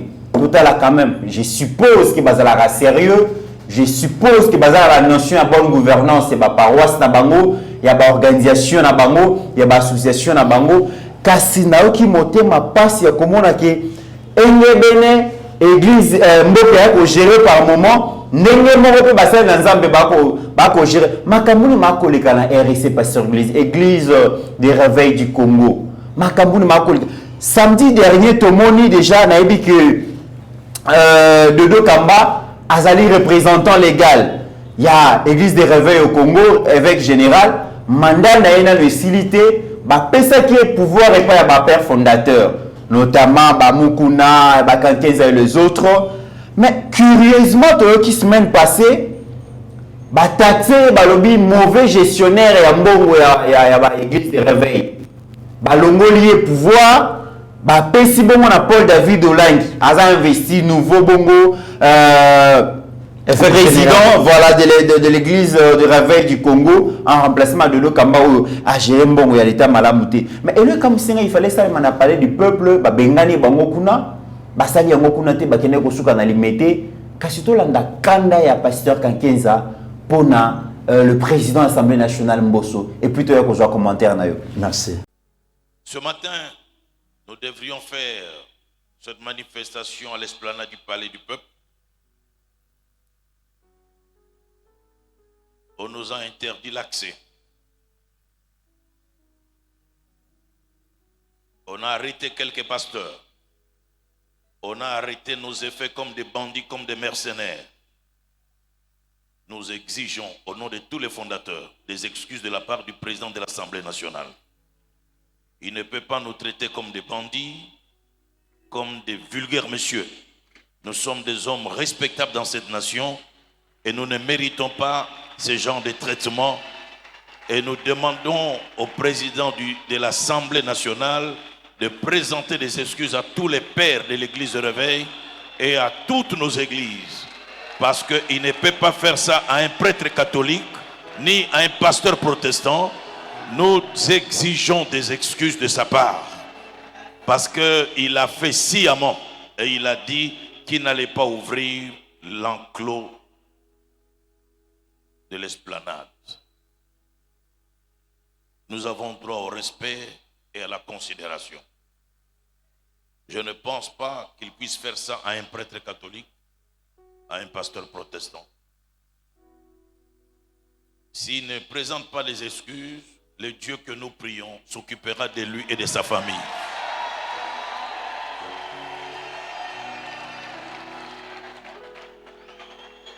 Dieu le prendra en charge. J'engage Dieu. Et c'est Dieu le prendra en charge de sa famille. Pharaon a rencontré le Dieu de Moïse. Hérode a rencontré le Dieu de Jésus. Et je pense que lui aussi, s'il ne présente pas des excuses, il rencontrera les dieux des églises de réveil. Pasteur Guili, Moulimo Santo a continué sous des ordres de l'église de réveil. Saint-Esprit a esprit à ordre, esprit à logique, esprit à respect, il y a texte qui a inspiré qui va s'allier dans Nzambe. Mais le Saint-Esprit a appuyé, vraiment. De commune, je crains Koyoka évêque Albert Kankenza. Na trône de l'église, nous avons une image de Joseph Kabila na Congo. Na trône de l'église, nous avons une image de Joseph Kabila. Oui, nous avons une image de Joseph Kabila. Donc, Congo est tellement kitoko, même ata mandat nanga ekoki na tiki, mais na koti kate, il faut na zana ba ministre, il faut na zana même mise, il faut na salaboyi, il faut na zonga. De même aussi avec évêque général Albert Kankenza. De commit na zonga na genèse à problème. En fait, les cambo il y a ba père fondateur nga na ko discuter na ngote. Mais to kota na makambo ezo salama na komi kopesa basala nzambe raison lokola ba pasteur Jean Bosco Kindumba, lokola ba pasteur Soni Kafuta, lokola ba évangéliste Jean Oscar Kizamina. Yoko tunde kolo RC selon ba dire na yemoko na ndenge peto yebi. Mais lelo RC komi œuvre d'art. Il y a évêque général Albert Kankenza, on pendenge toyoki a okende kokoma na archevêque général. Donc église de réveil comme à bord na ye. Titre vraiment ndenge na ndenge. Ye moko muta okoma ko pistonner batu na ba pion. Ndeko komit na zonga na problème. Est-ce que RC bandi lelo? RC bandi na évangéliste Kizamina na ba passer Soni Kafuta. Batu nyonso wana. Batu batuna te démission ya évangéliste Kizamina na poste ya vice-président ya RSC a démissionné pourquoi mais président Tikala toujours apprendre même que évêque général Albert Kankenza a longola même le général Soni Kafuta en termes même ya musala nzambe na mbokoyo évêque général Albert Kankenza kolo ba même na pasteur Soni en termes même ya musala nzambe na mbokoyo je crois que non. On peut sans là que trouble ya makambo nyonso ce évêque général Albert Kankenza. Il m'a poto poto. Ah, c'est trouble. Oui. Objectif est ani pasteur Guili. Est-ce que Masolong est comme cop ya mbongo cop naie. Tolia te. Cop naie. Oh azoli service te comme tagolé service to ndengini. Cop naie a s'encaparer na yeloko. Ne komi tolobi ba accuser évêque Dodo Kamba na gestion. Na lingala pasteur Guili. Moyibi. Voilà. Moyibi a kangi église malamoute. Na yoki na monoko ya évêque général alobi, il faut tout sauver église. Motuna na ngai papa Kankenza quelle église o ya zolobela. Son église faut abondante. O ezata na 500 membres te. O ezata na pasteur o ya kulisa na sima mukongo na yete. Que mwana ya pasteur Albert Kankenza, pasteur Songolo Pankala, to église corps du Christ o pasteur Albert Kankenza alinga parler. Chaque église corps du Christ, est-ce que pasteur Kankenza a kokota la lelo David Olangi pour akulisa ya évêque natiki pour na simba ba donné aujourd'hui évêque Paul David Olangi avec tout le respect. Nalanda ke loko moko alobi alobi. D'ailleurs bateau bakulisa ki pasteur Dodo, bateau pe bato achenga maboko. Il faut na koma puisque ba parents nanga ba bundela baza kutu parmi même ba cofondateur il y a église de réveil. Nanga qui va répondre le nouveau évêque général en contestation. On va contester. Pasteur Guili? Oui. A contesté Makassi. Oui. N'a répondre. Mais si on contesté Pasteur Guili, l'élection peut Rolanda. Il y a ni. Pour déjà, les Hollandais déjà président Boss. Non.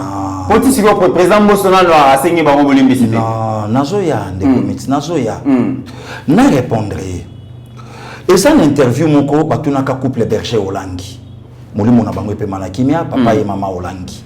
Batuni babi mais comment bino na ba symposium, bino na ba croisade, tout le monde a ka mingi ba pasteur Afrique de l'Ouest, États-Unis, Europe, mais pourquoi vous n'associez pas na ba pasteur mususu oyo bazana mboka oyo? Réponse ya papa Olangi pas son âme, ba Olandanga, alobi tango vision ya ministère ya komba ibandaka, bato ba telemelaka biso ya laka ba pasteur ya awa. Oyo balingaka te, oyo bapesaka nzela te. Je dirais même l'évêque général à contestation. Na oyo bisaye. Ala kisanga mon colonini évêque général Albert Kankenza atea na 17e rue au moment ba parents na ye bazalaka na bomoi.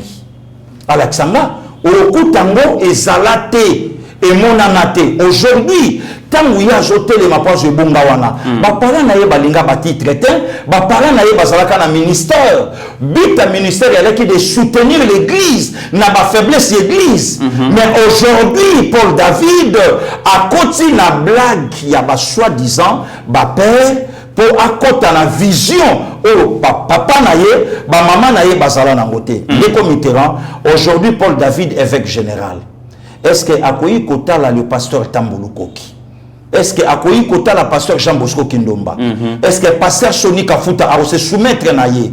Pourquoi évêque général Kankenza a kimi génération naye après avoir kopanza bango kochaba trouble likolo a quitté ce qu'on a ba génération montante évêque Dodo Kamba, Paul David Olangi. Donc est-ce que même les lona bonzambe bakoyi ko comparer ba déshabiller Dodo Kamba pour habiller Paul David Olangi? Est-ce que les lots bato na même vidéo il y a prédication il y a Paul David Olangi na vivant il y a ba parents naye ala sabiso même veillé d'armes oh il y a dirigeant même veillé agressif oh il y a dirigeant pour aller kozwa toji ya makasi ya évêque général. Moi je crois que les troubles faits c'est évêque général Albert Kankenza, Soni Mabe, Kiziamina Mabe, Koutino Mabe, Ania même Koutino na télé pa bosolo, Kaza parmi ba PRT, or on de commit na ba source mususu, mutapé c'est même micro pour la première fois côté c'est passé Koutino. Voilà des ordres et sika oyo to koti na ngolelo na église de réveil et sika o matate ko na président ya ensemble l'Assemblée nationale. Mais président ensemble sala allusion na eloko eza légalité. A sala allusion na malhonnête, na bateau ba sérieuxté. Mais comment aussi c'est nos problèmes que na moto aza légal selon la loi, selon justice, selon Mboka. Bon si sinon on a été boya na parler du peuple pour investir quelqu'un oyo bino mokona no boyokanité. Non, OK non boyokana baké na 17e. Moi je crois Paul David a lokola ndenge to ala kakala moto aza ne fouter mazana bale na maboko.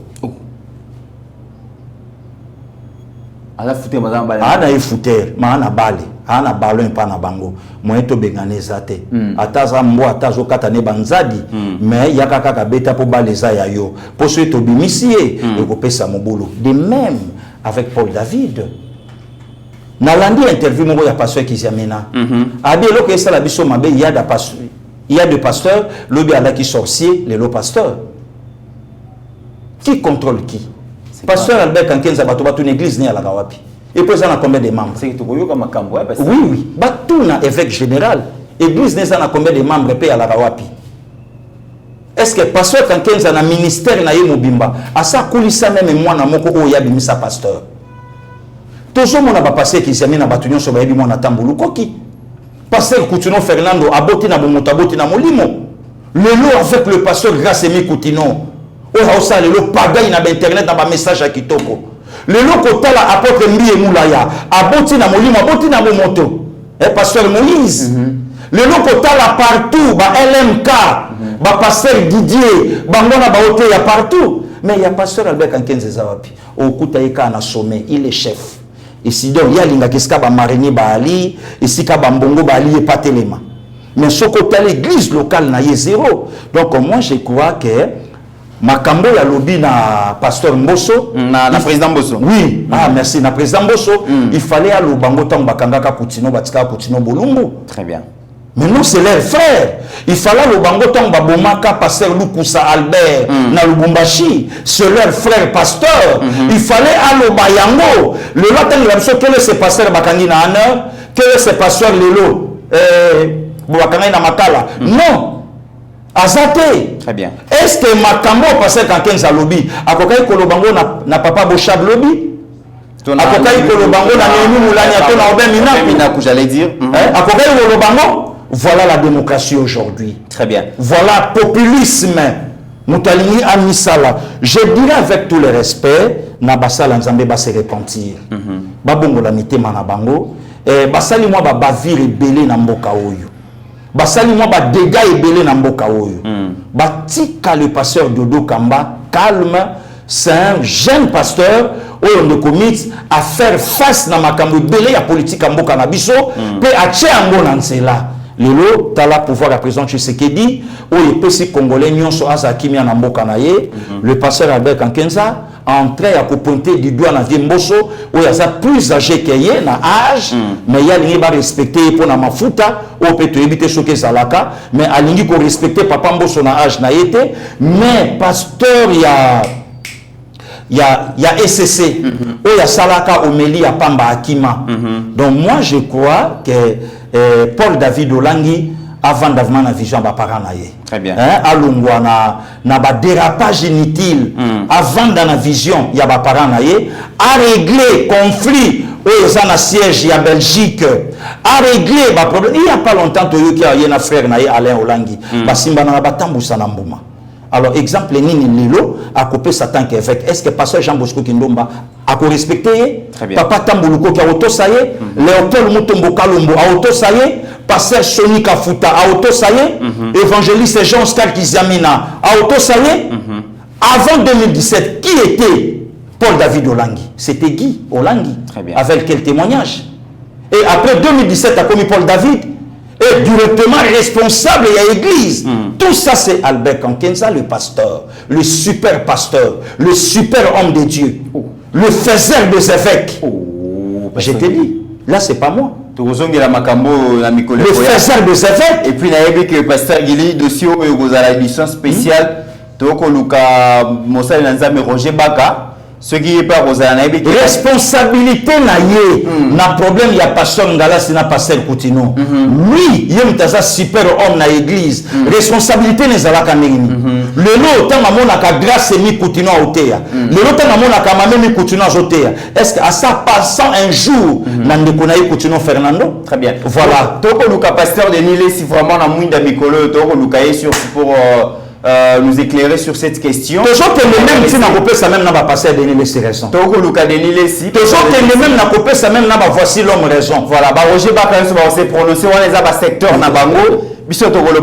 J'espère que Miko les allés. Le comité aventure, tu comme une élection. Très bien. L'église du Congo n'est pas RSC. Très bien. Puisque ça œuvre spirituelle, il y a évangéliste Kizamina accompagné na basali Moussoussou. Très bien. Aujourd'hui, sans caparé par évêque général, ou yazo kenena comme archevêque, faiseur des évêques, ndenge ya lingi. Pourquoi? Puisque RSC c'est son œuvre d'esprit. Très bien. Pasteur Guy, tu comme sur la zone sur le Malobali pour conclure.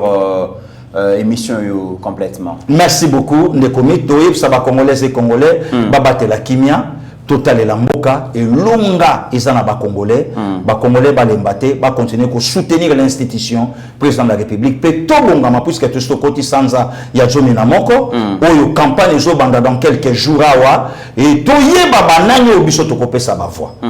Moto ya lela kinzala lobby. Muto yalala ki na mbeto hôpital abai na mbongo te. Muto ana zongi abida un candidat moamba na na mbongo ebele na leki Koffi Olomide. C'est grave. Na ko futa ye na jeu molima na nga na bomba. Baza bato lobi to ko zongisa na pa. Mais abela ki awa sengi basungi sungi. Peuple congolais moto yo voter lobi ko voter na polo te ko voter na savon te oyebiye asala nini pona mboka pour opesa ye lisusu voix na yo azonga na parlement na bokonzi ya mboka to réfléchir mbala mibale te makila na biso ndeko na biso numéro tuku mibale Félix Antoine Tshisekedi Tshilombo voilà ndeko mitela. Au-delà de nos divergences d'opinion, mesdames et messieurs, la RDC reste et restera toujours plus grande que la somme de nos ambitions individuelles. En attendant, mesdames et messieurs, portez-vous bien, car chaque jour est une vie. Merci. Ta grâce, seule ta grâce. Nous voulons instaurer un état de droit. Et dans un état de droit, il y a une justice indépendante. Ce n'est pas à l'individu Félix Tshisekedi de commencer à faire justice.